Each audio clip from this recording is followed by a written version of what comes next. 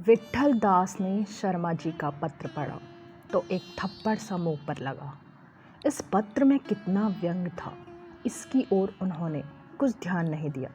अपने एक परम मित्र को भ्रम में पड़कर कितना बदनाम किया, इसका भी उन्हें दुख नहीं हुआ। वह बीती हुई बातों पर पछताना नहीं जानते थे। इस समय क्या करना चाहिए, इसका निश्चय करना आवश्यक था और उन्होंने तुरंत यह निश्चय कर लिया। वह दुविधा में पड़ने वाले मनुष्य न थे। कपड़े पहने और दाल मंडी जा पहुँचे। सुमन बाई के मकान का पता लगाया, बेधड़क ऊपर गए और जाकर दरवाज़ा खटखटाया। हिरिया ने, जो सुमन की नायिका थी, द्वार खोल दिया। 9 बज गए थे। सुमन का मुजरा अभी समाप्त हुआ था, वह सोने जा रही थी। विट्ठल दास को देखकर चौंक पड़ी। उसने कई बार शर्मा जी के मकान पर देखा था। झिझक कर खड़ी हो गई, सिर झुकाकर बोली, महाशय, आप इधर कैसे भूल पड़े? विट्ठल दास सावधानी से कालीन पर बैठकर बोले, भूल तो नहीं पड़ा, जानबूझकर आया हूँ, पर जिस बात का किसी तरह विश्वास न आता था वही देख रहा हूँ। आज जब पद्म सिंह का पत्र मिला तो मैंने समझा किसी ने उन्हें धोखा दिया है, पर अब अपनी आँखों को कैसे धोखा दूं?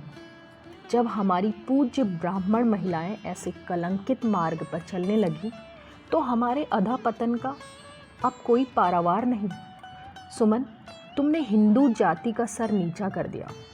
सुमन ने गंभीर भाव से उत्तर दिया, आप ऐसा समझते होंगे, और तो कोई ऐसा नहीं समझता।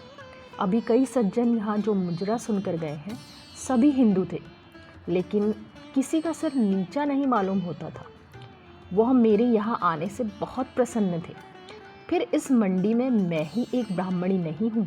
2-4 का नाम तो मैं अभी ले सकती हूँ, जो बहुत ऊंचे कुल की हैं, पर जब बिरादरी से उनका निबाह किसी तरह न हो सका तो विवश होकर यहाँ चली आई। जब हिंदू जाति को खुद ही लाज नहीं है तो फिर हम जैसी अबलाएं उसकी रक्षा कहाँ तक कर सकती हैं? विट्ठल दास, सुमन, तुम सच कहती हो। बेशक हिंदू जाति अधोगति को पहुंच गई और अब तक वह कभी भी नष्ट हो गई होती, पर हिंदू स्त्रियों ही ने अभी तक उसकी मर्यादा की रक्षा की है। उन्हीं के सत्य और सुकीर्ति ने इसे बचाया है। केवल हिंदुओं की लाज रखने के लिए लाखों स्त्रियां आग में भस्म हो गई हैं। यही वह विलक्षण भूमि है जहाँ स्त्रियां नाना प्रकार के कष्ट भोगकर, अपमान और निरादर सहकर, पुरुषों की अमानुषी क्रूरताओं को चित्त में न लाकर हिंदू जाति का मुख उज्जवल करती हैं। यह साधारण स्त्रियों का गुण था और ब्राह्मणियों का तो पूछना ही क्या। पर शोक है कि वही देवियां अब इस भांति मर्यादा का त्याग करने लगी। सुमन, मैं स्वीकार करता हूँ कि तुमको घर पर बहुत कष्ट था। माना कि तुम्हारा पति दरिद्र था, क्रोधी था, चरित्रहीन था, माना कि उसने तुम्हें अपने घर से निकाल दिया था, लेकिन ब्राह्मणी अपनी जाति और कुल के नाम पर यह सब दुख झेलती है। आपत्तियों का झेलना और दुर्अवस्था में स्थिर रहना, यही सच्ची ब्राह्मणियों का धर्म है। पर तुमने वह किया जो नीच जाति की कुलटाएँ किया करती हैं। पति से रूठकर मैके भागती हैं और मैके में निभा न हुआ तो चकले की राह लेती हैं। सोचो तो कितने खेद की बात है कि जिस अवस्था में तुम्हारी लाखों बहनें हंसी खुशी जीवन व्यतीत कर रही थी, वही अवस्था तुम्हें इतनी असह्य हुई कि तुमने लोक लाज कुल मर्यादा को लात मारकर कुपद ग्रहण किया।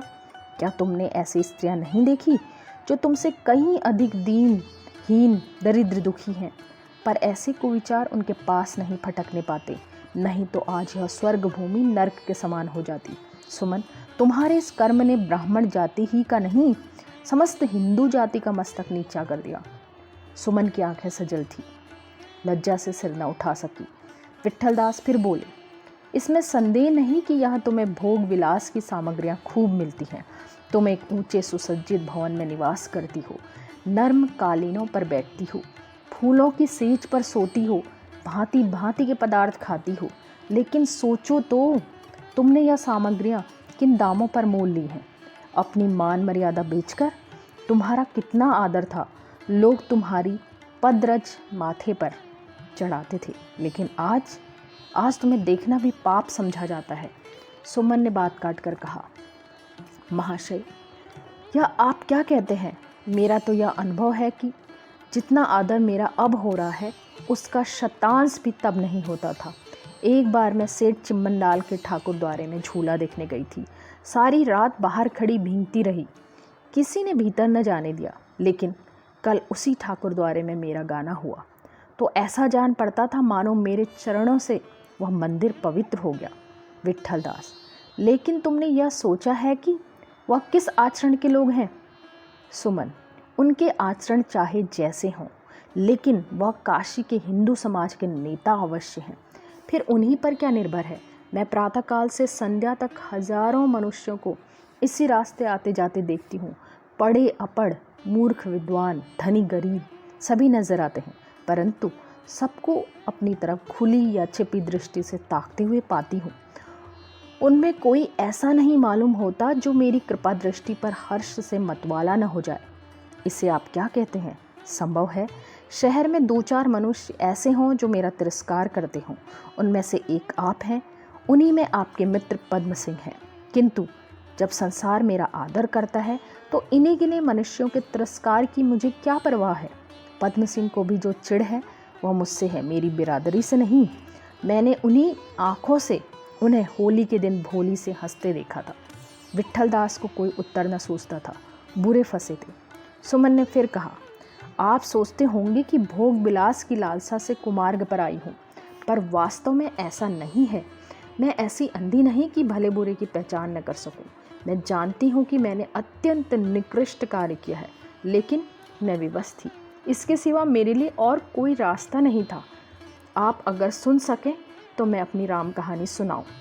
इतना तो आप जानते ही हैं कि संसार में सबकी प्रकृति एक सी नहीं होती। कोई अपना अपमान सह नहीं सकता, कोई नहीं सह सकता। मैं एक ऊंचे कुल की लड़की हूँ। पिता की नादानी से मेरा विवाह एक दरिद्र मूर्ख मनुष्य से हुआ, लेकिन दरिद्र होने पर भी मुझसे अपना अपमान नहीं सहा जाता था। जिनका निरादर होना चाहिए उनका आदर होते देखकर मेरे हृदय में वासनाएं उठने लगती थी, मगर मैं इस आग में मन ही मन जलती थी। कभी अपने भावों को किसी से प्रकट नहीं किया। संभव था कि कालांतर में यह अग्नि आप शांत हो जाती, पर पद्म सिंह के जलसे ने इस अग्नि को भड़का दिया। इसके बाद मेरी जो दुर्गति हुई वह आप जानते ही हैं। पद्म सिंह के घर से निकलकर मैं भोली बाई के शरण में गई, मगर उस दशा में भी मैं उसको मार्ग से भागती रही। मैंने चाहा कि कपड़े सीकर अपना निर्वाह करूं, पर दुष्टों ने मुझे ऐसा तंग किया कि अंत में मुझे इस कुएं में कूदना पड़ा। यद्यपि काजल की कोठरी में आकर पवित्र रहना अत्यंत कठिन है, पर मैंने यह प्रतिज्ञा कर ली है कि अपने सत्य की रक्षा करूंगी। गाऊंगी, नाचूंगी, पर अपने को भ्रष्ट न होने दूंगी। विट्ठल दास, तुम्हारा यहाँ बैठना ही तुम्हें भ्रष्ट करने के लिए काफ़ी है। सुमन, तो फिर मैं क्या कर सकती हूँ? आप ही बताइए। मेरे लिए सुख से जीवन बिताने का और कौन सा उपाय है? विट्ठल दास, अगर तुम्हें यह आशा है कि यहाँ सुख से जीवन कटेगा तो तुम्हारी बड़ी भूल है। यदि अभी नहीं तो थोड़े दिनों में तुम्हें अवश्य मालूम हो जाएगा कि यहाँ सुख नहीं है। सुख संतोष से प्राप्त होता है, विलास से सुख कभी नहीं मिल सकता।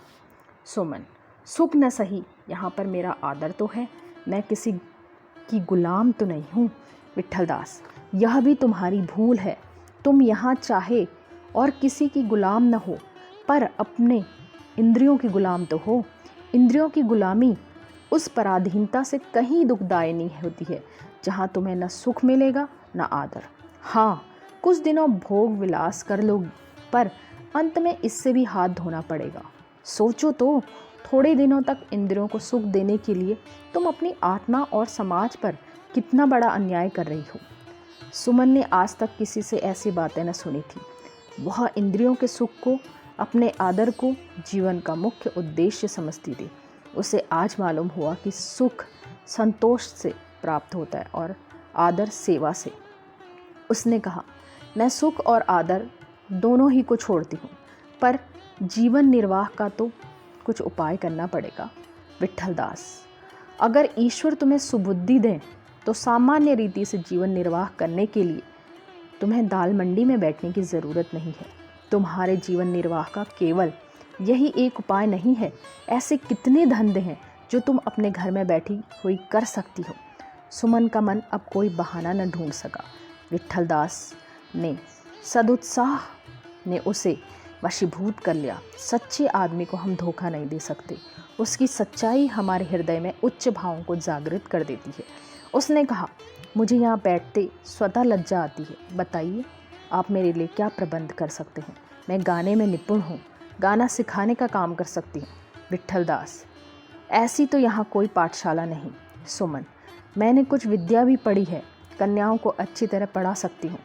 विट्ठलदास ने चिंतित भाव से उत्तर दिया, कन्या पाठशालाएं तो कई हैं, पर तुम्हें लोग स्वीकार न करेंगे, इसमें संदेह भी नहीं है।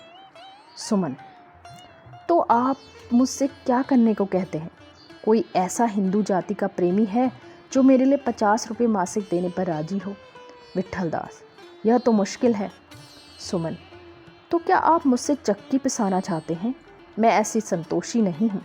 विट्ठलदास छेंप कर, विधवा आश्रम में रहना चाहो तो तुम्हारा प्रबंध कर दिया जाए।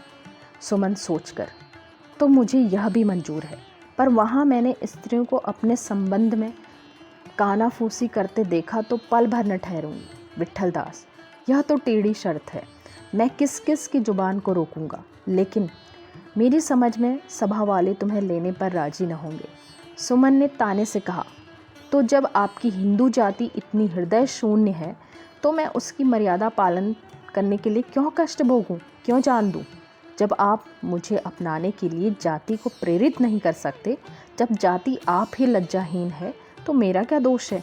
मैं आपसे केवल एक प्रस्ताव और करूंगी, और यदि आप उसे पूरा कर सकेंगे तो फिर मैं आपके साथ जाने को बिल्कुल तैयार हूँ। आप पंडित पद्म सिंह को 1 घंटे के लिए मेरे पास बुला लाइए। मैं उनसे एकांत में कुछ कहना चाहती हूँ। उसी घड़ी मैं यहाँ से चली जाऊँगी।